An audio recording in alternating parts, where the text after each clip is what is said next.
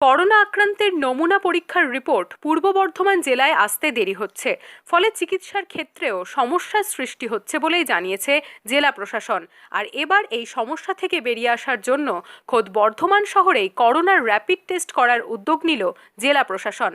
স্বাভাবিকভাবেই করোনার টেস্টের জন্য কলকাতার উপর নির্ভরশীল থাকার দিন শেষ হতে চলেছে বলেই মনে করছেন চিকিৎসক থেকে প্রশাসনের আধিকারিকরা। আগামী এক সপ্তাহের মধ্যেই খোদ বর্ধমানেই হবে করোনার র্যাপিড টেস্ট। সেক্ষেত্রে কলকাতার কেন্দ্রীয় সরকারের নাইসেডের অপেক্ষায় আর থাকতে হবে না পূর্ব বর্ধমানকে।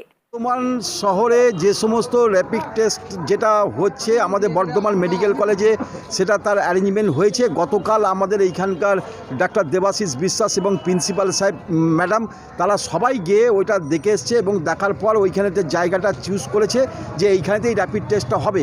কারণ একটা জিনিস, যে সমস্ত অনেক পেশেন্ট যারা দূর দূরান্ত থেকে যারা বর্ধমান শহরে দীর্ঘদিন অপেক্ষা করার পর বর্ধমান শহরে ঢুকেছে, বাড়িতে গেছে, সেই সমস্ত এলাকার মানুষেরা তাদেরকে বাড়িতে ঢুকতে দিচ্ছে না, তাদেরকে কোয়ারেন্টাইনে ঢুকিয়ে দেওয়ার জন্যে তারা এলাকার থেকে পুলিশ দিয়ে তাদেরকে পাঠিয়ে দেওয়া হচ্ছিল এবং এলাকার মানুষও পাঠাচ্ছিল।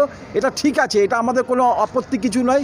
কিন্তু আজকে সেই সমস্ত মানুষেরা যখন ওইখানে ভর্তি হচ্ছে, ভর্তি হবার পর প্রায় 3 দিন 4 দিন পর তারা ওইখানেতে সেই তার রক্ত টেস্টটা হচ্ছে, সেই রক্ত টেস্টটা করতে গিয়ে সেই সমস্ত পেশেন্টদের অনেক রকম অসুবিধা হয়ে যাচ্ছে এবং সেই অসুবিধাটা যাতে না হয় তার জন্য বর্ধমান মেডিকেল কলেজ এবং বর্ধমান হসপিটালের তরফ থেকে এইখানে র্যাপিড টেস্টটা শুরু করছে এবং খুব তাড়াতাড়ি সেটা শুরু হবে এবং বর্ধমান ইউনিভার্সিটির সহযোগিতায়। এটা হচ্ছে মেন বিষয়, কারণ আমি রোগী কল্যাণ সমিতির মেম্বার হিসেবে এটা একটা খুবই সাধুবাদ জানাচ্ছি। কারণ এইরকম একটা পদক্ষেপ, সেটা একটা দৃষ্টান্ত সারা পশ্চিমবাংলার মধ্যে।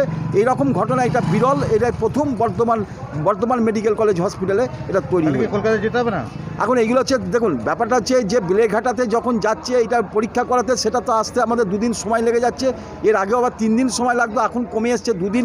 তাই আমরা চাইছি যাতে যত তাড়াতাড়ি সম্ভব, মানে মানুষকে যত তাড়াতাড়ি সম্ভব রিলিফ দেওয়া এবং যত তাড়াতাড়ি সম্ভব যদি পজিটিভ বেরোয় তার চিকিৎসা করার জন্য সব রকম সহযোগিতা। এবং একটা জিনিস তো আপনাদের ভাবতে হবে, যেহেতু র্যাপিড টেস্টটা যদি বর্ধমানে হয়, যাদেরকে রাখা হয়েছে তারা কিন্তু এখন অনেকে 4 দিন 5 দিন ধরে তাদের ওই শরণার্থে থাকছে এবং ওইখানে ক্যামরিতে থাকছে, যাতে ওরা যাতে না থাকতে পারে, র্যাপিড টেস্টটা পরই তাদেরকে ছেড়ে দেওয়া হয়। এটার জন্যই আমরা সাধুবাদ। অনেক মানুষ সেখানেতে আবার ঢুকতে পারবে এবং তাদের যদি কোনো অসুবিধা হয় তার চিকিৎসা হবে। এই যে ব্যাপারগুলো, এটা আমার যত দ্রুততার সঙ্গে আমরা চেষ্টা করছি যাতে ট্রিটমেন্টটা তাড়াতাড়ি হয় এবং টেস্টটা যাতে বেলেঘাটায় না গিয়ে বর্ধমানেই হয়। আপনার নাম পরিচয়?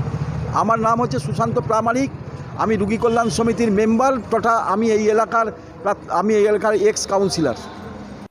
রাজ্যের মধ্যে প্রথম পূর্ব বর্ধমান জেলা প্রশাসন তথা বর্ধমান মেডিকেল কলেজ এবং বর্ধমান বিশ্ববিদ্যালয়ের জুলজি বিভাগের যৌথ উদ্যোগে যুদ্ধকালীন তৎপরতায় তৈরি হচ্ছে করোনার র্যাপিড টেস্ট ল্যাব।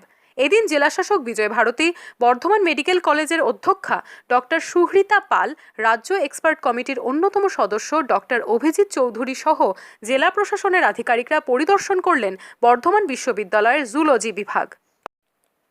আমজাদ আলীর রিপোর্ট, পূর্ব বর্ধমান।